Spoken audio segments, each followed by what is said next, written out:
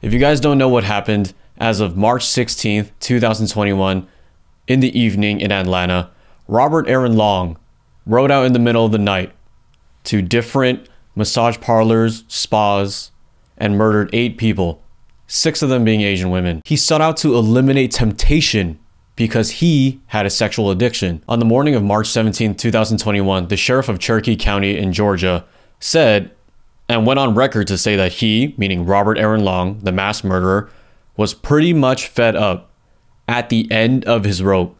Yesterday was a really bad day for him, and this is what he did. Such casual language for 8 people who are now dead, 8 families who are not going to see their loved ones, 6 of them being Asian, and it's probably not going to be labeled as a hate crime. The general thought is probably going to be that these massage parlors just happen to be Asian owned, and 6 of the victims just happen to be Asian. Let's not be stupid and recognize the fact that the amount of Asian hate crimes has skyrocketed since the pandemic even started, because someone at the top had to say that this was the China virus, that this was the Kung flu, and the hate just started to grow from there. And members of the Asian American Pacific Islander, AAPI, community started to get targeted because people were angry that we were the ones that brought the virus to America. Elderly Asian people are being targeted. An 84-year-old man died.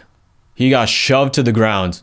An 84-year-old defenseless elderly man got blitzed by a young man, and he just died on the sidewalk. A Filipino man in New York City was slashed across the face. In the beginning of the pandemic, an Asian American woman had acid thrown on her face. Clips, footage, news articles, hard evidence of members of the AAPI community getting assaulted in broad daylight because people just hate us for bringing the coronavirus. Jeremy Lin, an NBA professional basketball player, during one of his G League games was called the coronavirus by another professional basketball player of the opposing team. I have no idea why he said that. He probably thought it was hilarious when he was coming up with a joke.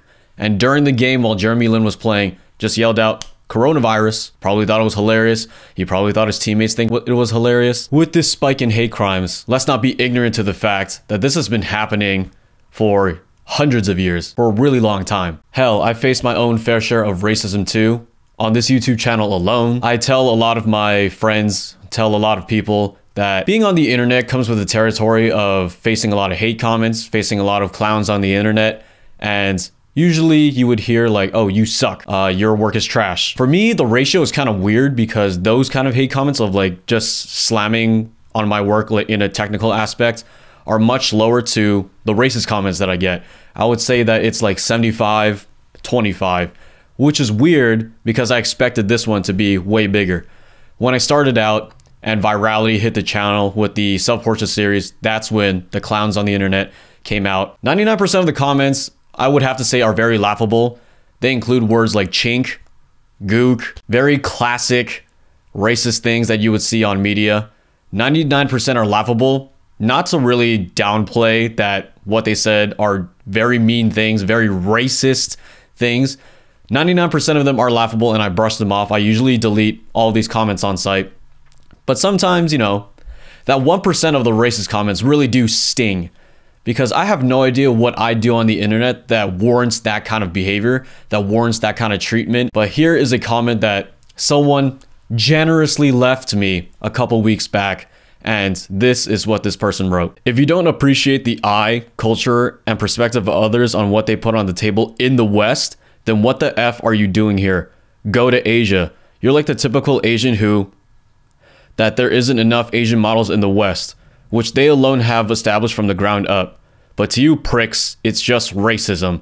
Stop forcing your bull propaganda down Western throats, you little man.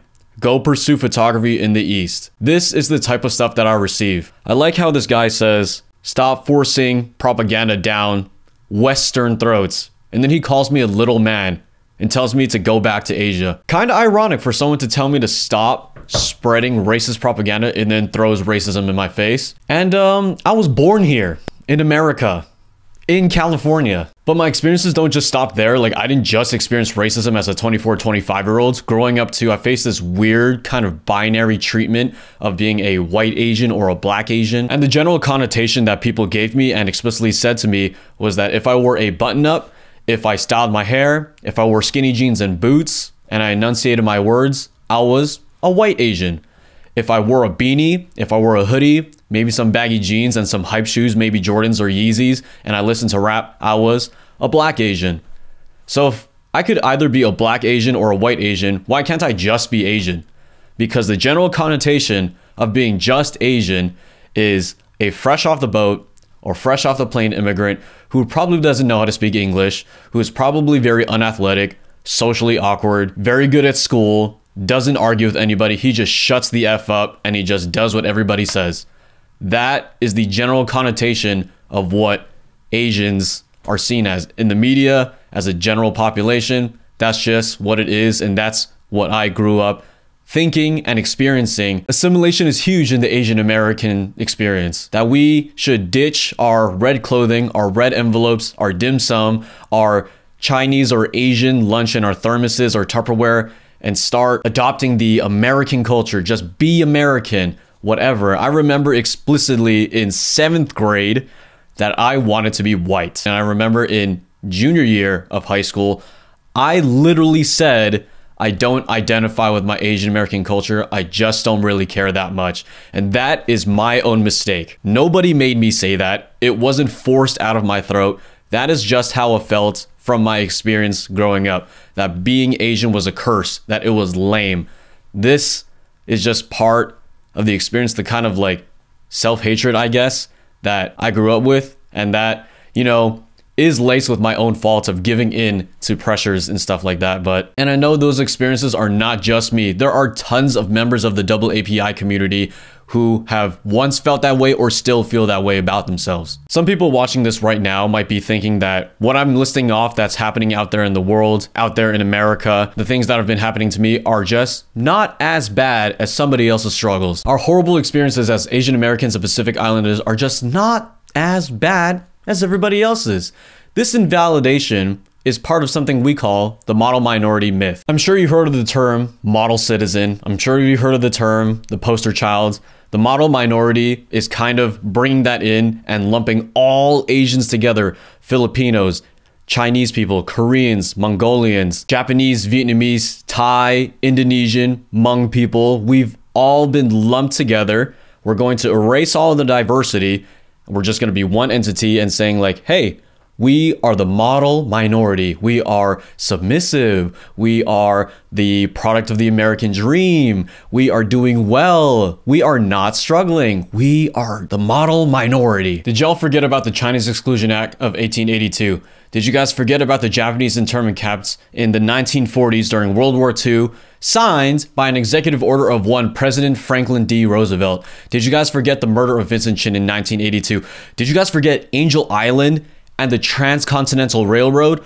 All of these events and more, it serves as hard evidence of the hundreds of years that the Asian Americans have been facing, but it's just not perceived as that bad as somebody else's struggles. Again, I'm not listing any of these things so that I'm invalidating someone else's experience. I'm not trying to win the I hurt the most award. This is not the Oppression Olympics. I'm not trying to win some sort of event. No Asian American is, but this is the current situation that we're in. It sucks. It's bad. These hate crimes are terrible. It's sad. It's making me sad. It's pissing me off. It's been going on for way too long. And for the police captain to say that the murderer was just having a bad day, he was at the end of his rope. The oppression, the aggressions, the microaggressions that my people have been facing have been going on for so long, yet it is constantly overlooked because it's portrayed in the media as second to someone else's. Why are we not seen as equals?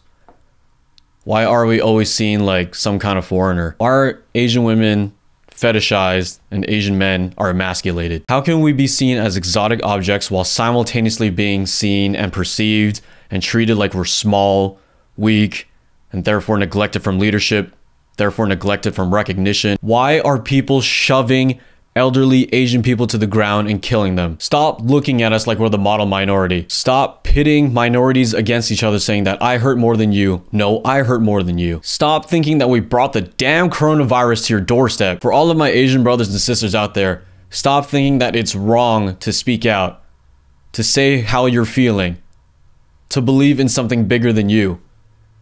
Stop just giving up everything for the sake of maintaining the peace, for not rocking the boat. We've grown up believing that that's how we should operate. That is part of the model minority myth, that we just stand off, let everybody else do what they want, and we follow suit. Stop just being quiet. And I know you need time to process and you need time to grieve, which is why it took me this long to come out and say the things that I'm saying now in mainstream media.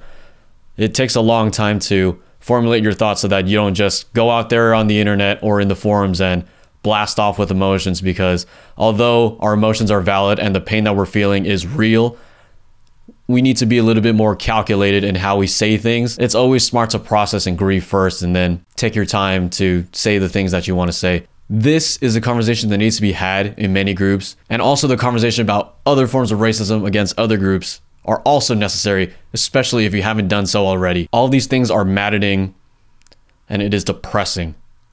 Stop Asian hate. Stop AAPI hate. I'm tired of this crap.